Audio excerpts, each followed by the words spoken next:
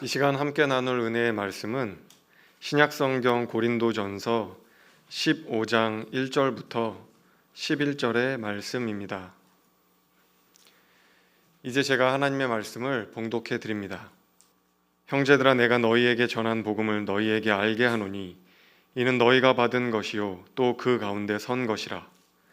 너희가 만일 내가 전한 그 말을 굳게 지키고 헛되이 믿지 아니하였으면 그로 말미암아 구원을 받으리라. 내가 받은 것을 먼저 너희에게 전하였노니 이는 성경대로 그리스도께서 우리 죄를 위하여 죽으시고 장사 지낸 바 되셨다가 성경대로 사흘 만에 다시 살아나사 게바에게 보이시고 후에 12 제자에게와 그 후에 500여 형제에게 일시에 보이셨나니 그 중에 지금까지 대다수는 살아있고 어떤 사람은 잠들었으며 그 후에 야고보에게 보이셨으며 그 후에 모든 사도에게와 맨 나중에 만삭되지 못하여 난 자 같은 내게도 보이셨느니라. 나는 사도 중에 가장 작은 자라. 나는 하나님의 교회를 박해하였으므로 사도라 칭함 받기를 감당하지 못할 자니라. 그러나 내가 나 된 것은 하나님의 은혜로 된 것이니 내게 주신 그의 은혜가 헛되지 아니하여 내가 모든 사도보다 더 많이 수고하였으나 내가 한 것이 아니오 오직 나와 함께 하신 하나님의 은혜로라. 그러므로 나나 그들이나 이같이 전파하매 너희도 이같이 믿었느니라. 아멘.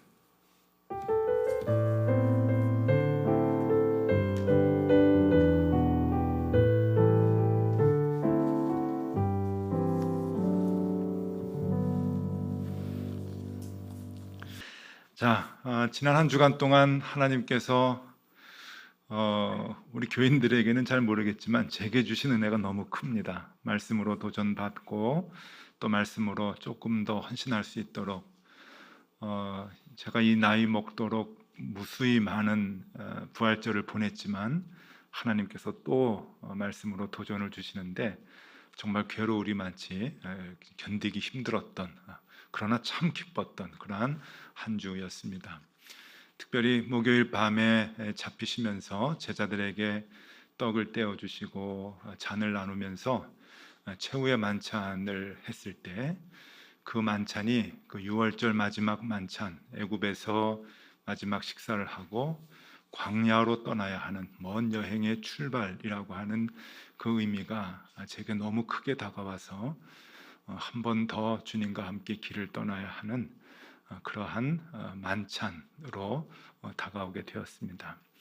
오늘 이 성찬 예식이 그 잡히시던 날 밤에 제자들에게 베풀었던 주님의 살과 주님의 피의 의미인데 오늘도 우리가 먼 길을 떠나기 위한 그런 그 결단의 시간이 되면 좋겠다 생각을 합니다.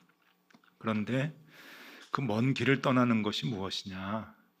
왜 떠나지 못하고 머뭇머뭇거리고 주저앉을 수밖에 없느냐 하는 그 길을 떠나는 의미, 그 뜻을 우리가 한번 나눠보고자 합니다. 그러니까 어떻게 보면은 오늘 이 설교의 말씀은 지난 한 주간의 말씀의 결론이라고 볼 수도 있겠습니다. 오늘 바울은 고린도전서 15장 이 부활을 얘기하는 장에서 많은 사람들이 예수 그리스도의 부활하신 모습을 보았다라고 얘기해 주고 있으며 그 본 사람들이 본 것으로 끝나는 것이 아니라 변화된 것을 얘기해 주고 있습니다.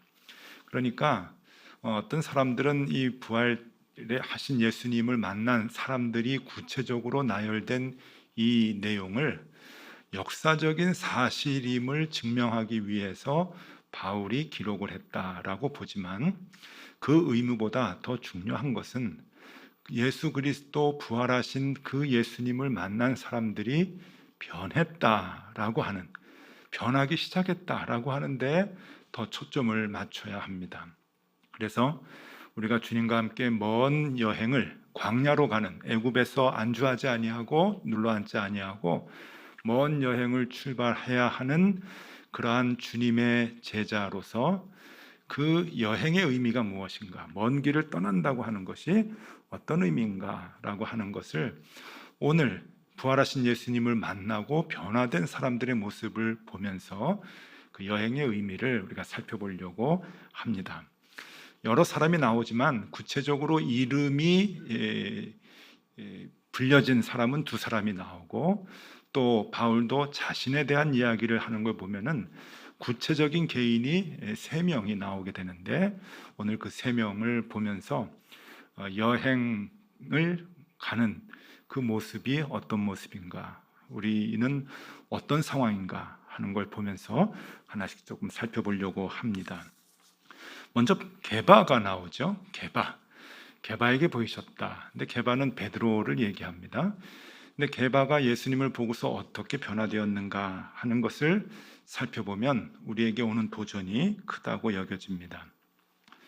여러분, 베드로 하면은 어떻게 생각이 드십니까? 주로 어려서부터 우리가 배워오기를 좀 괴팍하다, 그리고 성격이 좀 급하다, 이 정도로 알고 있는데, 성경을 가만히 보면은 이 베드로에 대한 특징을 성격이 급하고 괴팍한 것으로 묘사하지 않고, 오히려 신앙생활을 하는데 자신의 생각과 기준으로 일을 풀어나가는 사람으로 더 많이 묘사를 합니다. 성경이 그렇게 얘기를 해주고 있어요. 가장 중요한 대목 중에 하나가 예수님께서 십자가에 못 박혀 죽게 될 것이다 라고 하는 것을 제자들에게 얘기했을 때, 베드로는 예수님을 너무너무 사랑해가지고 예수님 그러시면 안 됩니다, 절대 그렇게 못합니다 라고 예수님께 자신 있게 얘기했는데, 그때 그 얘기를 들으시고 선생님이 기뻐하지 않으시고 베드로를 책망하십니다. 뭐라고 책망하시는가 하면은 마태복음 16장 23절인데요. 예수께서 돌이키시며 베드로에게 이르시되 사탄아 내 뒤로 물러가라. 너는 나를 넘어지게 하는 자로다. 내가 하나님의 일을 생각하지 아니하고 도리어 사람의 일을 생각하는도다. 이 마지막 문장이 굉장히 중요해요. 네가 하나님의 일을 생각하지 않고 사람의 일을 생각한다. 이게 베드로의 가장 큰 특징이었습니다. 예수님을 사랑했고 예수님을 쫓아갔지만 하나님의 관점에서 예수님을 사랑한 것이 아니에요. 하나님의 마음을 갖고 예수님을 따라간 것이 아니라 인간의 마음을 가지고 신앙생활을 했다고 보는 거죠. 그러니까 예수님께서 그거를 지적하는 겁니다. 너 나를 사랑한다고 하지만 왜 사람의 생각을 하느냐? 하나님을 봐야지, 하나님의 기준으로 봐야지, 그렇게 얘기하는 거예요. 그럼 뭘 가지고 베드로가 하나님의 기준이 아닌 사람의 기준으로 주님을 따라갔느냐? 아주 심각하게 보여지는 굉장히 중요한 사건이 하나 있습니다. 그 사건이 뭔가 하면은 예수님을 붙잡으러 대제사장이 보낸 군인들이 왔을 때 그 사람들을 막았죠. 어떻게 막았는가 하면 칼로 막았습니다. 그 장면이 요한복음 18장 10절에 나오는데, 이에 시몬 베드로가 칼을 가졌는데 그것을 빼어 대제사장의 종을 쳐서 오른편 귀를 베어버리니 그 종의 이름은 말고라. 우리가 잘 아는 내용이죠. 예수님 못 잡아가, 그러면서 예수님 잡아가지 못하도록 해결하기 위해 쓰는 방법이 세상적인 방법이었다는 거죠. 칼을 가지고 말고의 귀를 잘랐습니다. 여러분, 말고의 귀를 잘랐다는 것은 잘 생각하셔야 됩니다. 귀를 자른 게 아니에요.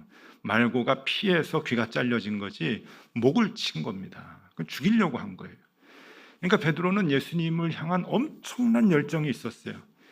내가 이것들을 다 죽여버릴 거야, 그러면서 예수님을 지키려고 하는 마음이 있었지만 그 열정조차도 하나님의 방법이 아닌 사람의 방법으로 쫓아갔다고 하는 것이죠. 이 상황들을 보면은 오늘날 우리 교회 안에서도 저부터 예수님을 쫓아 살아간다고 하면서 얼마나 내 기준과 내 생각과 세상의 가치관을 가지고 예수님을 쫓아갔는지 참 많이 반성이 됩니다. 하나님의 마음에서, 하나님의 관점에서 신앙을 갖고 주님을 쫓아가야 하는데 지금 그것이 다 무너져 버린 것이죠. 그것이 내가 내 생각을 가지고 주님을 쫓아가려고 하다 보니까 내 생각에 혼선이 왔을 때, 그리고 나 자신의 의지가 꺾였을 때 모든 것이 다 수포로 돌아가는 그러한 그 결과, 엄청난 결과를 갖게 되는데, 그것이 바로 이 베드로가 예수님을 3번 부인하는 장면에서 나옵니다.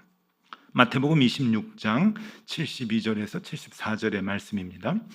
베드로가 맹세하고 또 부인하여 이르되 나는 그 사람을 알지 못하노라 하더라.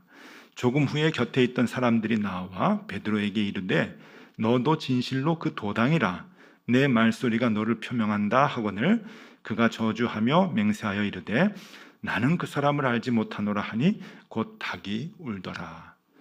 잘 아시죠? 3번 부인하는 거예요. 그러니까 그렇게 열정을 갖고 칼을 가지고 예수님을 지키려고 했던 베드로이지만, 여러분, 사람의 마음은 한번 무너지면 속수무책입니다. 그러니까 언제 그랬다는 듯이 예수님 부인하고 내빼고 도망가는 그러한 연약한 모습을 보일 수밖에 없겠죠. 그런 베드로에게 예수님은 다가오십니다. 부활하신 다음에 예수님이 베드로에게 다가오셔서 베드로에게 하신 첫 마디가 뭔지 아십니까? 베드로에게 뭐라 그러셨냐면은 야, 밥 먹자, 그 얘기를 하셨어요. 너 그때 왜 칼을 들었어? 그 얘기 안 하시고요. 너 닭 울기 전에 왜 나 3번 부인했지? 왜 자신 있게 부인 안 하겠다고 얘기했지? 따지지 않으셨어요. 다 알고 다 포용해 주시고 가신 다음에 밥 먹자. 그리고 그 다음에 하신 말씀은 너 나 사랑하니? 그 얘기를 하셨잖아요. 요한복음 21장 12절 말씀입니다. 예수께서 이르시되 와서 조반을 먹으라 하시니 제자들이 주님인 줄 아는 고로 당신이 누구냐 감히 묻는 자가 없더라. 부드럽게 다가오셔서 그를 사랑해 주시고 감싸 주시는 예수님, 정죄하지 아니하시고 다 이해해 주시는 그 주님 앞에 이기적이었고 편협한 신앙의 옷이 벗겨지는 그 베드로를 보게 됩니다. 혈기왕성하고 즉흥적이었던 그 기질이 벗겨지는 그러한 베드로를 볼 수 있게 됩니다. 여러분, 베드로 전후서를 읽어보셨나요? 베드로 전후서를 보면은 베드로가 계속해서 강조하는 반복적인 얘기가 있습니다. 그것은 환난 중에 인내하라. 환난 중에 인내하라. 그게 베드로서의 주제예요. 자신이 가장 환난 중에 인내하지 못했거든요. 가장 자기에게 약했던 핸디캡, 그것 때문에 무너지고 넘어졌던 그 모습들, 그것이 인간의 기준으로 신앙생활을 하려고 했던 자신에게 주님께서 오셔서 인간 중심이 아닌 하나님 중심으로 바꿔놓으신 것. 그래서 환난 중에 인내하라 인내하라 하면서 제자들을, 교인들을 오히려 독려할 수 있었던 위대한 사도가 됩니다. 부활하신 주님을 만날 때 자신의 기준의 신앙에서 하나님의 말씀의 신앙의 삶으로 바뀌게 되는 것. 여러분, 이것이 여행을 떠나는 거죠. 이게 여행입니다. 내 삶을 내려놓고 하나님의 기준을 가지고 살아가는 게 쉽지 않아요. 어렵습니다. 많이 욕을 먹죠. 손해도 많이 보죠. 그러나 그 길을 가는 거예요. 인내하면서, 견디면서, 기쁨으로, 소망을 갖고 가나안까지 가게 되는 것. 그 삶을 살아가게 된다고 하는 겁니다. 베드로와 같은 마음을 혹 가지고 계신다고 한다면 여러분, 부활하신 주님을 만나고 우리도 그 여행을 떠나면 좋겠습니다. 베드로와 같은 그 변화된 삶을 우리가 사실 수 있으면 좋겠습니다. 자, 2번째 변화의 사람인데 야고보가 나옵니다. 여기 야고보는 예수님의 12제자 중에 한 사람인 야고보가 아니라 예수님의 친동생인 야고보입니다. 예수님의 친동생 야고보라고 하는 것은 어떤 개념이냐고 하면은 이 세상에 태어나서 살다가 죽은 역사적인 모든 사람들, 그 동시대 사람들뿐만이 아니라 모든 사람들을 통틀어서 예수님하고 제일 같이 오래 있었던 사람이라는 뜻입니다. 그러니까 예수님하고 가장 오래 있었던 사람은 역시 어머니, 아버지겠죠. 그 다음에는 이 바로 밑에 동생인 야고보입니다. 그러니까 제자들보다 훨씬 더 오랜 기간을 주님과 동행하고 살았던 사람이라고 볼 수가 있는데, 그 사람이 부활하신 예수님을 만나기 전에 예수님에 대해서 어떻게 평가를 했는가? 성경은 한 단어로 얘기해 줍니다. 예수님을 어떻게 보느냐? 선생님으로 보느냐? 또 형님으로 보느냐? 랍비로 보느냐? 뭐 이렇게 했을 때 이 동생 야고보는 예수님을 어떻게 봤냐 하면은 성경에 뭐라고 나오냐면은 미친놈으로 봤습니다. 미쳤다. 성경에 나와요. 마가복음 3장 21절인데 예수의 친족들이 듣고 그를 붙들러 나오니 이는 그가 미쳤다 하밀러라. 그러니까 예수님의 친지들, 특별히 형제들은 다 예수님을 뭐라고 생각했냐면은 미친놈이라고 생각한 거예요. 저 미친놈 이상하네. 무슨 짓을 하고 돌아다니는 거야? 이렇게 생각을 하는 거죠. 그리고 야고보가 변화되기 전에 예수님께 어떤 그 조언을 했는가, 어떻게 형하게 얘기를 했는가라고 하면은 제발 좀 집에서 나가, 그렇게 얘기를 해요. 그 말씀이 요한복음 7장에 나오는데 요한복음 7장 3절에서 5절까지의 말씀입니다. 그 형제들이, 그러니까 야고보죠. 그 형제들이 예수께 이르되 당신이 행하는 일을 제자들도 보게 여기를 떠나 유대로 가소서. 스스로 나타나기를 구하면서 묻혀서 일하는 사람이 없나니 이 일을 행하려 하거든 자신을 세상에 나타내소서 하니 이는 그 형제들까지도 예수를 믿지 아니함이로라.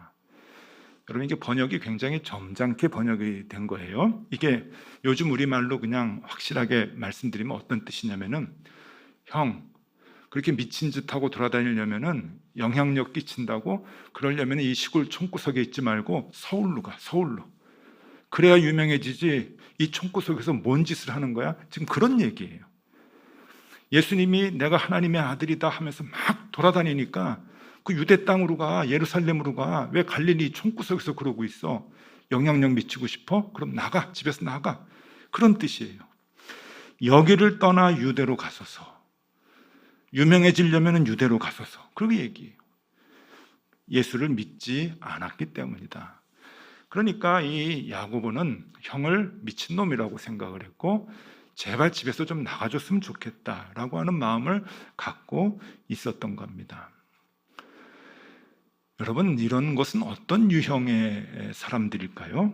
그것은 오래도록 예수님과 같이 동행을 하지만 말씀대로 살아가는 것을 속으로는 미쳤다라고 생각하는 사람들과도 같습니다.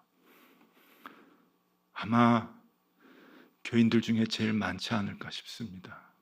저에게도 적용이 되고요. 저 모태신앙입니다. 오래도록 주님을 쫓아 살았습니다.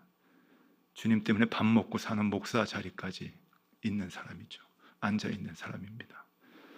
근데 제 마음속에도 모든 일들을 해나갈 때 어떨 때는 말씀대로 삶이 그 미친 짓이지, 말씀대로 지금 21세기 어떻게 적용을 해? 라고 생각할 때가 얼마나 많은지 몰라요. 그게 야고보의 생각이겠죠.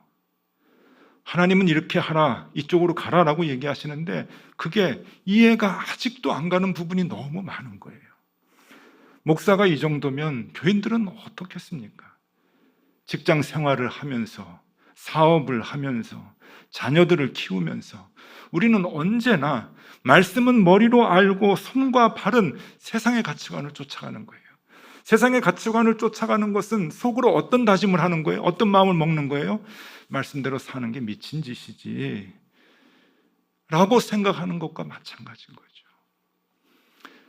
그러한 야고보, 그 야고보가 여러분 변화됩니다. 부활하신 예수님을 만납니다. 형님을 만나요. 형을 만나고 난 뒤에 어떻게 되는지 아십니까? 야고보서를 쓰잖아요. 야고보서의 주제가 뭡니까? 행함이 없는 믿음은 죽은 믿음이라.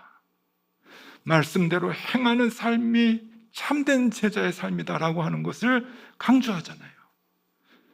그렇게 변화가 되는 거예요. 말씀대로 살면 미친놈이다라고 생각했던 그 사람이 주님과 함께 여행을 떠나요. 그러면서 변화된 삶을 사는 거죠. 행함이 없는 믿음은 죽은 믿음이다. 그리고 예루살렘 교회의 지도자가 됩니다. 예루살렘 교회는 두 지도자가 있었죠. 예루살렘 교회가 교회의 어머니 아니에요. 세상 모든 교회의 어머니인데 이 어머니 교회, 그 중요한 어머니 교회에 두 명의 기둥, 베드로와 야고보, 그 야고보 사도가 그 역할을 감당하게 되는 거죠. 우리의 모습입니다. 여러분, 우리가 우리 나이만큼 부활절을 경험을 하고 또 성찬식을 경험했다고 해도 우리 마음 가운데 이 부분은 이건 말씀대로 적용이 안 되지.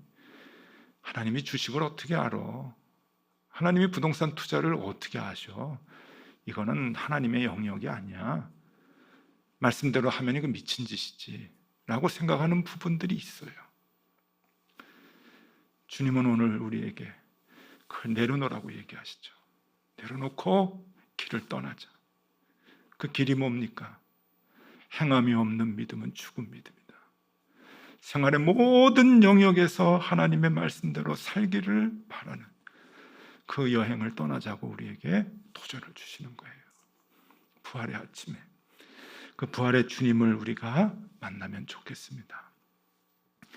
세 번째 나오는 사람은 바울입니다. 이 바울은 우리가 너무 잘 알죠. 자신의 모든 능력을 총동원해서 예수를 핍박했던 아주 지능적인 사람입니다. 지식과 젊음의 힘과 자신의 신분과 권세와 그리고 유대교 랍비라고 하는 그 인맥, 이런 모든 것들을 동원해서 예수를 핍박했고 예수를 따라다니는 사람을 잡아 죽이려고 했던 사람입니다. 그런데 주님께서 부활하셔서 만나셨죠. 그리고 그에게 죄를 묻지 아니하시고 은혜를 보여주십니다. 그래서 바울은 자기가 주님으로부터 은혜를 받은 사람이라고 얘기를 하죠. 디모데전서 1장 1절에 보면은 무슨 은혜를 받았는가 하는 것이 나오게 되는데 읽어드립니다. 우리 구주 하나님과 우리의 소망이신 그리스도 예수의 명령을 따라 그리스도 예수의 사도된 바울은, 은혜를 따라서 내가 사도가 되었다고 하는 거예요. 교회를 핍박하고 교회 예수 믿는 사람들을 잡아 죽이려고 방해했던 그 자격 없는 사람이 사도가 됐다. 이게 어떻게 이런 반전이 일어날 수 있느냐? 이것이 하나님의 은혜다라고 그는 고백을 합니다. 그래서 오늘 고린도전서 15장 부활을 얘기하는 그 15장에 그 부활의 능력이 자기를 이렇게 변화시켰다라고 자기를 설명을 하는 거예요. 고린도전서 15장 9절 10절 말씀입니다. 오늘 본문이죠. 나는 사도 중에 가장 작은 자라. 나는 하나님의 교회를 박해하였으므로 사도라 칭함받기를 감당하지 못할지니라. 그러나 내가 나된 것은 하나님의 은혜로 된 것이니 내게 주신 그의 은혜가 헛되지 아니하여 내가 모든 사도보다 더 많이 수고하였으나 내가 한 것이 아니요 오직 나와 함께 하신 하나님의 은혜로라. 은혜로라. 부활하신 주님이 내게 오셔서 나는 이렇게 변화가 되었다. 정말 감당하지 못할, 칭찬받는 거 감당하지 못할 그렇게 가장 작은 자를 주님께서 나에게 사도로, 은혜로 세워주셨다. 하나님의 일에 방해가 되었던 존재가 하나님의 일에 없어서는 안 되는 소중한 사역의 동역자로 세움받게 되는 모습입니다. 여러분, 주님의 초대에 응하고 길을 떠나게 될 때 이 영역도 있어요. 그동안은 교회 방해가 되고 교회 하는데 별로 관심이 없다가 이제는 하나님의 일, 하나님이 나에게 주어주시는 그 사역에 최선을 다해서 희생을 각오하고 감당하는 것. 바울이 얼마나 많은 것을 잃어버리고 얼마나 많은 희생을 감수하면서 주님의 일을 했습니까? 그 길을 떠나는 거죠. 그러나 바울은 하늘의 소망을 갖고 기쁨으로 그 일을 감당을 합니다. 내게 주시는 은혜가 내게 족하도다 하면서 생명의 길, 구원의 길로 걸어가게 되는 것이죠. 자, 각각 우리에게 오시는 부활의 주님을 우리가 만나면 좋겠습니다. 그래서 우리가 그동안 가지고 있었던 그러한 나쁜 못된 그러한 그 신앙의 모습들을 다 내려놓고 주님과 함께 먼 길을 출발하면 참 좋겠습니다. 지난 한 주간 동안 제 마음속에 한 이야기가 끊임없이 맴돌았어요. 그 이야기는 이솝 우화에 나오는 북풍과 태양이라고 하는 이야기입니다. 요새는 에피소드라 그러죠. 북풍과 태양 잘 아시죠? 바람과 햇님의 대결입니다. 지나가는 나그네의 그 두꺼운 외투를 누가 벗길 수 있느냐. 바람이 먼저 내가 벗길 수 있다 큰 소리치고는 회오리바람을, 강한 바람을 막 부니까 옷이 날아갈세라 이 나그네가 외투를 꽉 쥐고 있었다는 거죠. 그 다음에 바람이 실패하고 난 뒤에 햇님이 내가 해보겠다고 하면서 따뜻한 빛을 비춰주니까 나그네가 더워서 옷을 벗었다고 하는 이야기입니다. 지난 한 주간의 고난주간의 말씀을 보면서 왜 예수님께서 예루살렘에 입성을 하고서 헤롯궁이나 빌라도 총독의 관저로 가지 아니하고 왜 십자가를 지시면서 돌아가셨을까? 그 얘기하고 이 얘기가 오버랩이 되는 거예요. 헤롯궁에 가서 빌라도 총독의 관저로 가서 따라오는 무리하고 같이 힘으로 그들을 제압했다고 한다면 아주 짧은 기간 유대 땅을 통치할 수 있는 왕이 될 수는 있었겠죠. 그러나 영원토록 오랜 시간 많은 사람에게 구원을 주고 많은 사람들에게 왕의 역할을 감당하시는 그 주님은 되지 못하셨을 거예요. 그러니까 주님은 그 방법을 택하신 거예요. 모든 사람을 구원하시고 모든 이 땅 위에 뛰어난 이름 만왕의 왕 되시는 그 주님이 되시는 그 방법을 주님께서는 아셨던 거죠. 그게 희생이고 십자가의 길이라고 하는 거. 근데 그것이 끝이 아니죠. 그 뒤에 부활하셔서 우리에게 다가오셔서 은혜로 다가오셔서 우리를 사랑으로 만나 주시는 거예요. 책망하지 아니하시고 질책하지 아니하시고 우리를 다 감싸 주셨을 때 그때 변화가 시작이 됩니다. 긴 여행의 출발이 시작이 되는 거죠. 여러분, 어제 우리 이상문 목사님이 말씀을 해주실 때 이 부분을 온기라고 얘기하셨어요. 주님의 온기. 주님의 온기가 우리에게 올 때 우리가 부활의 주님을 느끼게 된다고 했죠. 지난주일 이상옥 목사님께서는 예수님께서 총독 관저 헤롯궁으로 가지 아니하시고 십자가에 가셔서 우리를 변화시킨 것이 그 이유가 우리의 신앙, 가지고 있었던 고집, 그것을 해체시키는 거라 그랬죠. 해체. 주님은 부활하셔서 사랑으로 우리에게 다가오셔서 그 온기를 우리에게 느끼게 해주십니다. 목적이 무엇입니까? 우리가 갖고 있었던, 우리가 만들었던 나의 신앙, 그것을 내려놓고 해체시키고 다시금 주님의 그 십자가의 길로 우리를 인도하고 안내하는 것. 여러분, 그 길에 같이 동행을 하면 좋겠습니다.